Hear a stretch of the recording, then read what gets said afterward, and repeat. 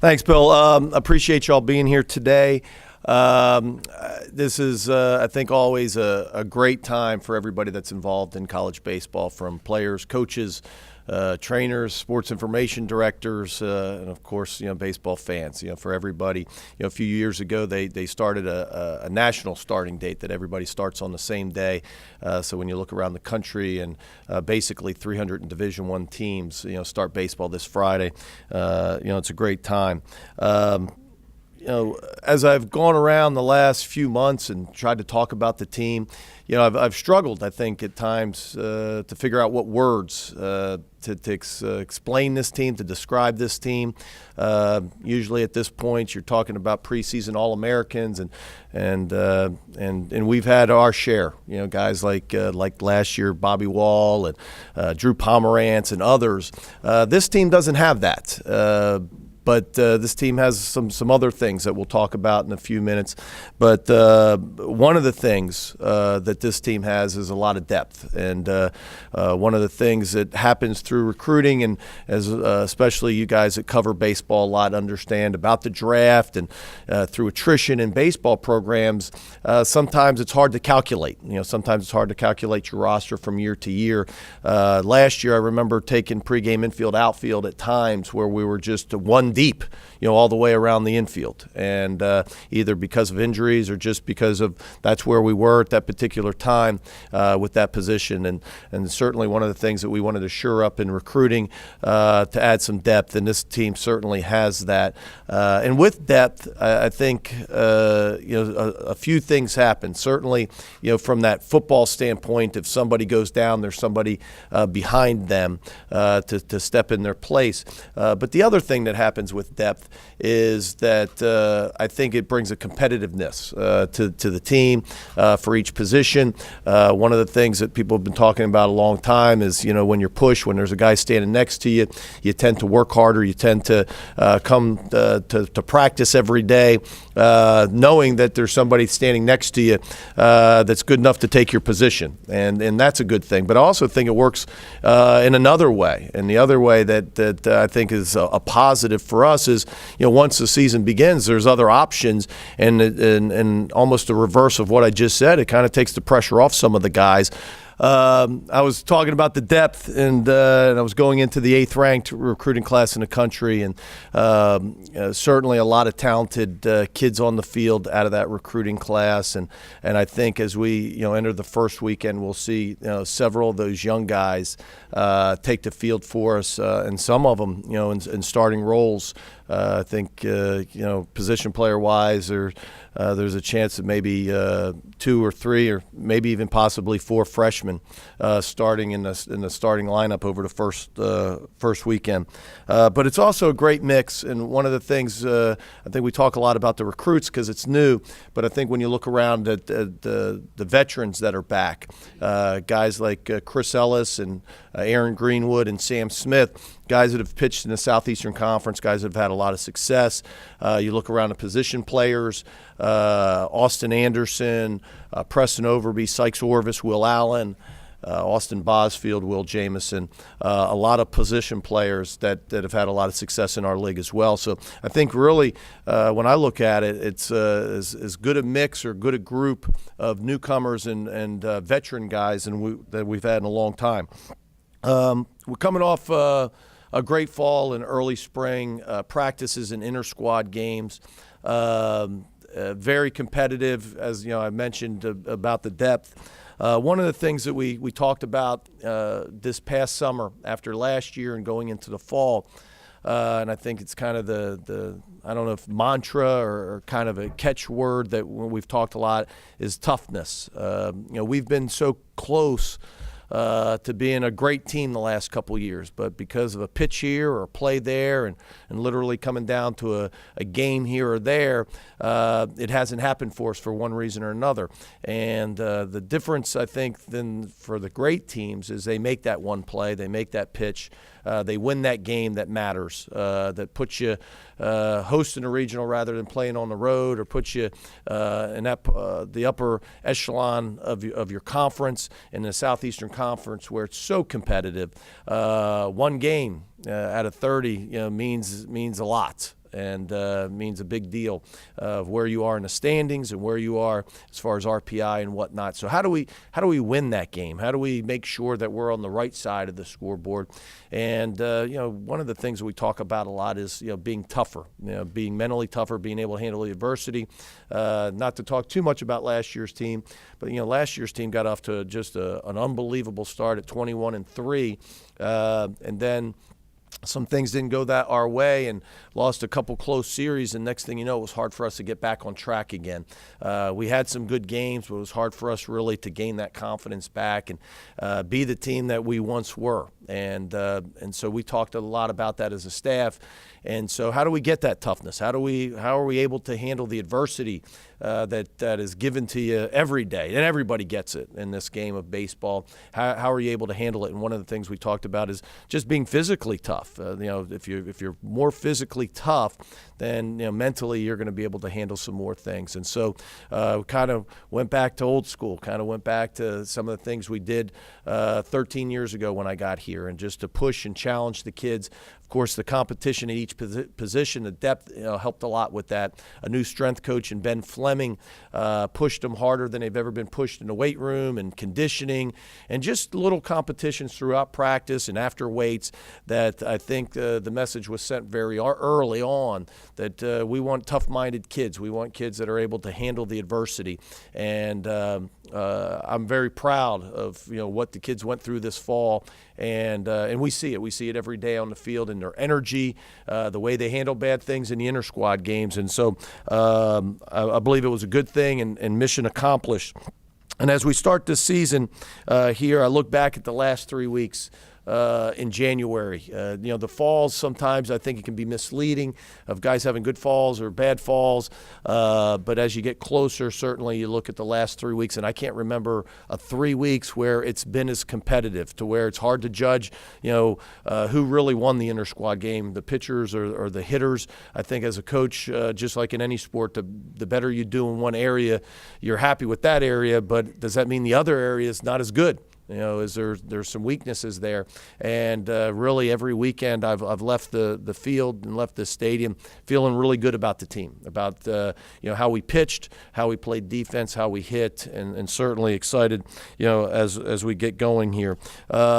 And we talked about the depth, and even as much this morning as I sat with the coaches and we talked about traveling. One of the negatives to traveling the first weekend is having to make a list. Not only do you get to 35, but now you got to knock that down even further because you can't travel all 35 people to DeLand and try to make that travel list. I don't know if I've ever had as much difficulty making a list of 29 guys that'll travel with us to DeLand.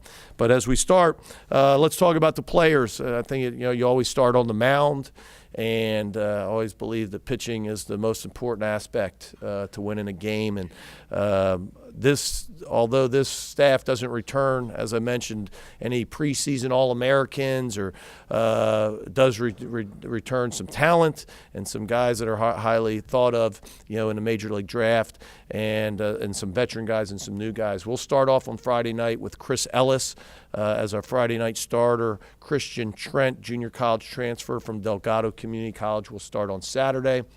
And on Sunday, Sam Smith, who Sam's kind of locked down that number 3 role for us basically for the past 2 years, a lot as a freshman, and started most of the Sundays last year as a sophomore. But also in the bullpen, look for Aaron Greenwood, a guy that's pitched a ton of innings, a ton of meaningful innings for us, and at times can be our best guy. But like him in the bullpen to start off with, we'll use him a little differently than we've used him in the past. He used to be one of those first in where we were just using him to kind of bridge the gap to get to the closer and Brett Huber or somebody that was going to close the game.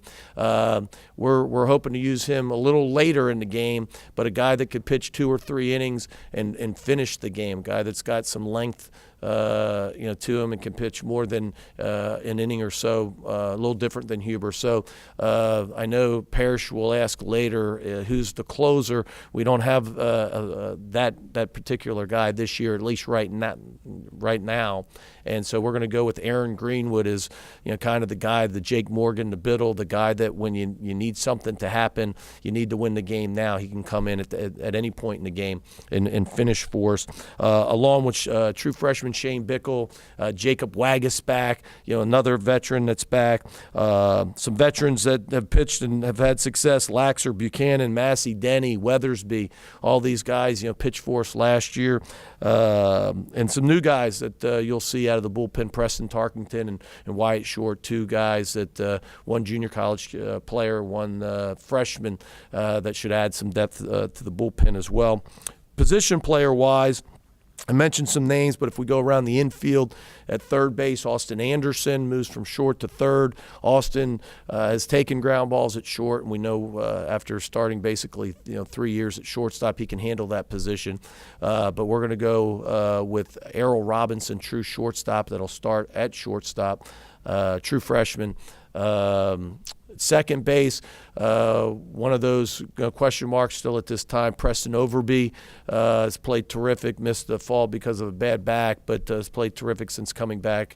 And another true freshman in Dalton Doolin at second base, Sykes Orvis at first base, Will Allen behind the plate. And the outfield, Braxton Lee, Austin Bosfield, Will Jamison, also another true freshman that surely will get a start this first weekend, and is an outstanding player, J.B. Woodman. Another freshman that certainly will play this first weekend. He's really played great the last 3 weeks. Another true freshman, Colby Bortles, that could play some third, some first, or be the designated hitter. So one of the big challenges, I think, for myself and, of course, the staff is over the first 4 weeks to be able, because of the depth, work as many guys in to get as much substantial playing time for as many guys as we can, as many innings on the mound, not only for the starters but the bullpen guys, to try to define some roles even more so. So when we open up at South Carolina on March 14th, we have the best 9 out there and the best 3 on the mound going Friday, Saturday, Sunday, and of course the right guys coming into the game when need be out of the bullpen. So with that, I'll open it up for questions.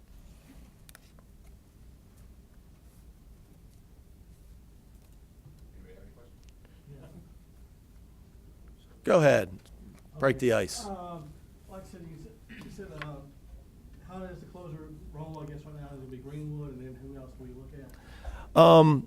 And I said we don't really have a closer just because, I don't think we have that, one inning guy that's going to warm up, I think, every single game to come in the game, in the 9th inning. Certainly, I think that's an important part. You got to have somebody at the end of the game that you trust, that you believe in, that can finish the game. But I think at the beginning, we're going to go with Aaron first, kind of like how we used Hively a couple years ago, how we've used even Stephen Head.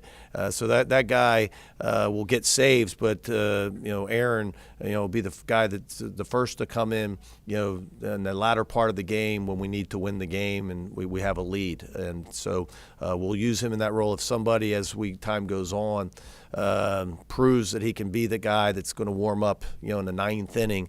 And the truth is, we've had some great closers like Steven, like Jake Morgan, like Biddle, and they've probably been more the role of Aaron. In the sense where those guys have been more than a one-inning guy. Huber is probably the first guy that I've ever had that's was really just basically an inning guy, maybe an inning and a third. When I look back at all the guys that have closed games like T.J. Beam and others that I've mentioned, those guys sometimes came in the 7th inning on Friday night to win the game.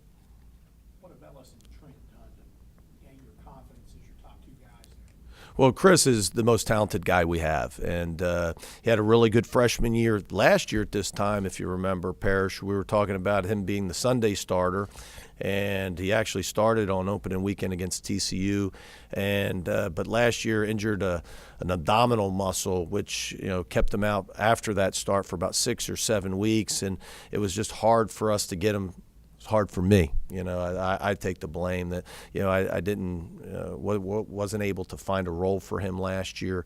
Midway into the season, we tried to rush him back. I think against the University of Florida when he got back, and then we tried him in some relief appearances and really just never got him back on track. But he had a terrific summer this past summer up in the Cape, and again, a guy that's projected to be a first rounder in the draft this coming June, and the most talented guy we got. Now Trent, on the other hand, a little different in the sense that he comes in as a recruit, a kid that was recruited to be a weekend guy, and we give out an award in the fall for the best pitcher. And how do we come up with that? Is the guy that gives up the least amount of runs, not just earned but total runs. And one of the things we talk about, along with that toughness, is we don't want you to give up any runs, not just earned or unearned. We want you to be the guy that puts up zeros on the board. And he pitched the best of anybody this fall. Gives us a little different look. A left-hander, guy that's going to throw the ball in the upper 80s, low 90s with picked up a really good slider and a changeup, and a guy that's won last year for his junior college and has had a lot of success for us. Mike, going back to what you said at the beginning, since you've been here, we've been top 20, we've had All-Americans and that. Mm-hmm. Will that change the way you play? Because when I think of Ole Miss baseball, I think of power on, defense, Mm-hmm. and power, Mm-hmm. big innings and runs. Will Right. that change some with not having that as of right now? Well, I think that the pitching-wise, Chris has got that big arm and that big fastball, like you've seen guys like Lynn and Pomerantz. But one of the things that we look back, or I look back at the fall, we had the best fall that we've ever had statistically as far as ERA and the way the guys pitched. And so I think Chris, as we mentioned, is a guy that from a lot of baseball writers and those people that follow the draft, and we'll talk a lot about that. But when you talked about the rest of our staff, we got a lot of good pitchers. We got a lot of, as Coach Lafferty talks about, we got a lot of guys that throw more than one pitch in the strike zone. That's one of the reasons we've had a lot of success this fall. And when I look at this staff, as far as from top to bottom, to be honest with you, in years past, we always talk about we need 6 guys. Only 6 really pitch. You got the 3 starters and a couple relievers and a guy that starts on Tuesday night. 7 or 8 will pitch innings. After that, there's not a lot of innings out there to divvy out. And this team's got as much depth on it as maybe that 05 team on the mound, as far as guys that are ready to pitch right now and guys that you could hand the ball off to. And so I think maybe a little different where there might be, besides Chris, not a lot of those types of compliments and accolades as far as the draft, but a lot of guys I think can have success on the mound. As far as the offense, I don't know if anybody talks about power anymore. It's just, the way the bats are, it's not that there's guys that don't have power. I look at guys like Will Allen and Sykes Orvis and Colby Bortles and Preston Overby, and we got some guys in our lineup that are pretty physical. I mean, we're going to run some guys out there that are 6'3", 220 plus pounds. And so, and we don't want to talk that we're not going to hit extra base hits and you're not going to drive balls out. And I don't have the statistics to tell you, but as well as I do, standing and follow college baseball, people just don't hit home runs like they used to. But it's still part of the game. But you got to score a lot of different ways. And so I think there's more emphasis putting on moving runners up, being able to hit and run, being able to bunt, being able to steal. This past fall, when you look at our team athletically, it continues to kind of, I think, change. We still, like I said, I think have a physical presence in the lineup, but I also think we got guys in there that can run. When you look at Braxton Lee, that's why he was recruited. He was recruited to bat leadoff and play a lot like Tanner Mathis, and he will, a guy that will start in left field and bat leadoff on opening day, will cause a lot of havoc out there, not just at the plate, but will be able to steal bases. He's like Mathis, but a little faster. And then, of course, I think Bosfield, I think Jameson, Woodman, Doolin, Deshaun. There's guys, that I think are certainly, double-digit base stealing guys if they get the opportunity. You talked about wanting to be tougher and feeling like you are, but at the same time, how concerning is it that most of these guys haven't been put in these situations before? A lot of freshmen, a lot of guys jumping into new roles. Well, I think that's the exciting part, is you don't know, like you said, is to watch the young guys compete. A lot of times when when new guys come in, they kind of take a back seat to some of the veterans. And one of the things that was mentioned in a leadership council meeting that I had with a few of the leaders, meeting that I had last week, was how surprised that the young guys right away felt part of it. Right away when we go to do our early hitting, a lot of times it takes the freshmen or the young guys some time to feel comfortable going into the batting cages when there's older guys in there. Kind of wait your turn, so to speak. And this year, you haven't seen that as much. A lot more confidence in that group, and a lot of the things we've done. And there's no classification to it. When we competed, you're not a freshman, you're not a sophomore, you're not a senior. You're a varsity baseball player, and these guys have competed just like the other guys and have done a great job. Sinquez came about 3 weeks ago, wanted to play baseball this year. We sat down and talked about it. One of the things it's difficult, a difficult situation for everybody, I think, involved in college baseball, is we're the only sport in the NCAA that has a roster limitation. Not scholarship limitation, a roster limitation. We can only have 35 guys on a roster that can participate in baseball. We have to make that decision before the first game. And so when Sinquez came to me, we talked about it. I said, do you want to play right now? Do you have to play? What happens if you don't start? Are you willing to hang in there and whatnot? And these are all difficult questions, from a guy that's super talented. And so the way we left it is, let's go for the next 3 weeks, and let's see how good you can be. And I'll be honest with you, from a human standpoint, you think, here's a kid that hasn't played baseball in a year and a half, he's got no chance. And but from reality, you watch him the first weekend, he got 4 hits. And so you go, wow, if anybody can do it, Sinquez Golson can do it. And he's a super talent. But, we talked the end of last week. He pulled his hamstring after the first weekend, which will put him down for about a month. And so when we look at it where, a guy hasn't played baseball in a year and a half, plays one weekend, and then has to sit down another month, that his chances of getting out on the field and contributing right away, aren't real good. And by that time, spring football will be rolling around. And so the best thing for him, right now is to be what we call a non-roster player. And that means he can practice baseball, he just can't practice with the team. And so he's going to come over and hit with Coach Godwin and take fly balls, when he can this spring, when he's healthy. Still go to spring football practice and be a football player full-time. Go in their weights, go with their trainer, and then continue to work on his baseball skills, which, to be honest with you, he hasn't done much baseball-wise. From when he stepped out on the field as a freshman, finish out his senior year of football, and then come back here in January. At that time, he can really focus on being a baseball player full time.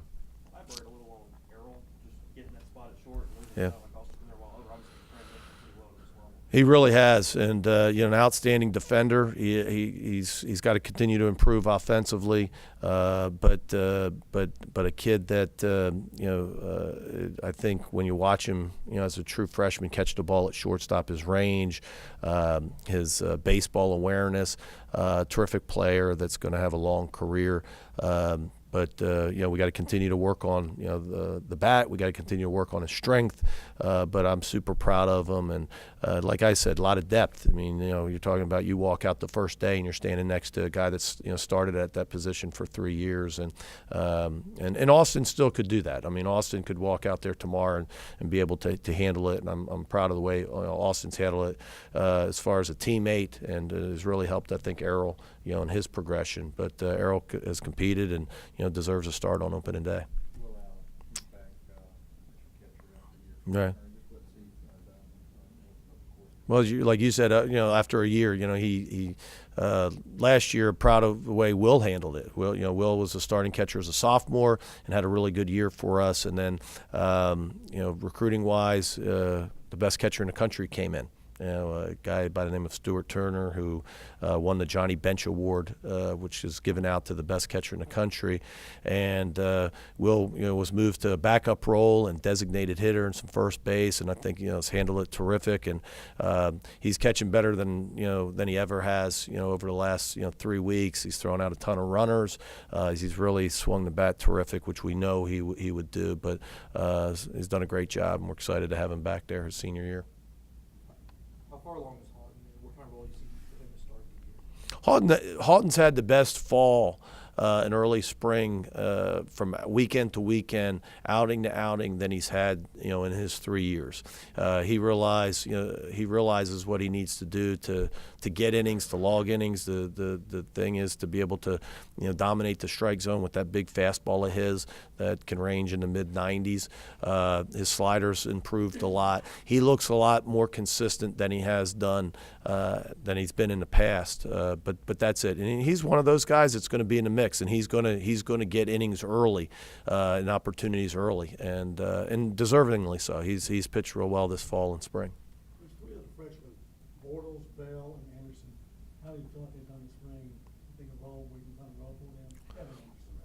Evan Anderson won't travel with us the first weekend. He's gotten some tendonitis in his arm. Nothing serious. He'll throw a bullpen tomorrow, but it kind of puts him on the shelf at least for the first weekend. But it's likely he could pitch in the first home game, or certainly within the first 4 home games the following week. He's also hit for us, as you've seen, and a guy that we think's got a shot because of a big left-handed power bat, but he's got a ways to go with that as well.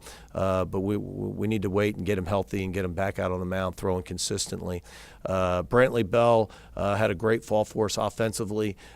He's a guy that's be with us the first weekend and get some opportunities maybe off the bench as a right-handed bat.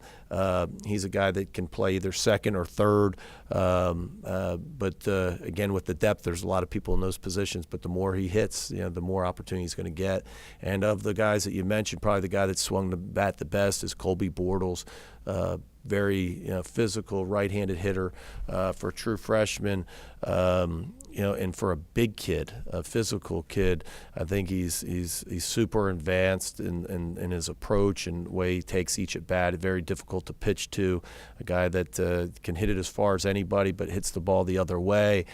Can hit off-speed pitches. Can handle fastballs on both sides of the plate, and really excited the way he's played. Had a really good fall, but he's really matched that up with a really good spring as well. How important is this season for the long-term outlook of this program for yourself? I think that they're always, important, but this is this team. I think it's bad at this time, or for any time, for me or anybody to look at it historically. I mean, that's for you guys to write about and for those things. But like I said, we've been so close the last couple games, or the last couple years, and when you look back and you kick yourself a game here, a game there, we would be in a different spot. When you look at the people that move on, it's who's playing well at the end. Last year we went the last weekend and lost 2 out of 3. If we would have won 2 out of 3, we would probably have been in a totally different position. And I'm sure we're going into the SEC tournament, with a chance to host. And, it's just a different, I think, feeling for everybody. Just one game. And, one of those games we were winning in the bottom of the 8th, at LSU. And you look back at different games that, slip through your fingers. And, you're not talking about 10 games. You're talking about 1 or 2 games that make a difference.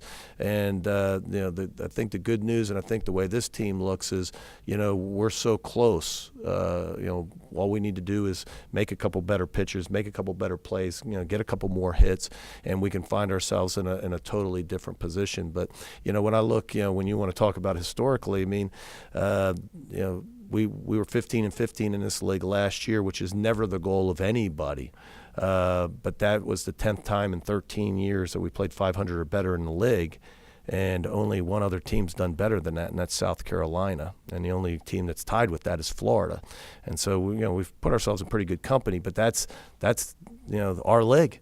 I mean, it's everybody's bunched up from 15 to 20 wins, and it's the difference is who's going to win that one more game or two more games to get you from 15 to 17, to host a regional and play at home where you get a 70% chance of moving on. And that's why we know it's so important to be here to play in front of this atmosphere, at the end of the year, rather than to play on the road. And so, certainly that's always one of our goals to be here. Is there anything you think you can do differently to help this team along and make sure that they are clicking and are making those plays? Well, that's one of the things we talked about is, the toughness to be able to handle the adversity, to be able to not fall into those stretches where you can't get out, much like last year where we were 21-3 at one point and, won here on a Friday night against Texas A&M, lost two close games, on Sunday, went to Florida, won on Friday night, lost, another two games, lost, 3 one-run games or, 2 one-run games in extra innings against Vanderbilt. And you look at that stretch of 3 weeks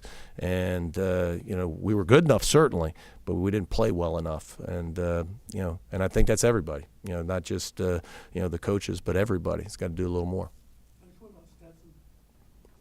Don't know anything about him. To be honest with you, I haven't even looked at it. The truth of the matter is we'll try to find some information and we'll talk more about that as a staff. But this time of the year, probably more so than any, it's more about us. It's more about how we're going to play. It's more about how we're going to pitch and those types of things. Again, that's not downplaying the weekend. You're talking about Stetson, a very good team that, is a regional type team, a Hall of Fame coach. It's got over 1,000 victories. It'll be a challenge the first weekend, to go on a road and play a team of that caliber. I'll be honest with you, we're looking forward to 70 degrees, but I think we're looking forward to even more playing somebody in a different uniform. Any more questions? Coach, you guys beat Mississippi State here twice last season. I know you're focused on your team right now, but their success in the postseason, does that add any more fuel to the fire that already is that rivalry for you guys? I don't know if it adds fuel to fire. I think it's hard to get any hotter than it is. I mean, when they're your arch rival and, they're an hour and a half away and, I've always said, you could sell out a stadium if we were playing them in checkers. And but everybody wants to play in that game. Everybody's is fired up to play that game. Certainly, John, congratulations to him and his team. They were one of the teams didn't really want to mention them word for word in the press conference, so thank you. But no, the truth is they had a great year last year, and they did what they had to do. They were 16-14 in our league, ended up hosting a regional, and played really well at the end. And I think that's the goal of all the teams is put yourself in position, and then when you get there to play well. And I think everybody wants to do that. Thanks, guys. We'll shoot some players. David, I know you need coach. Thank you.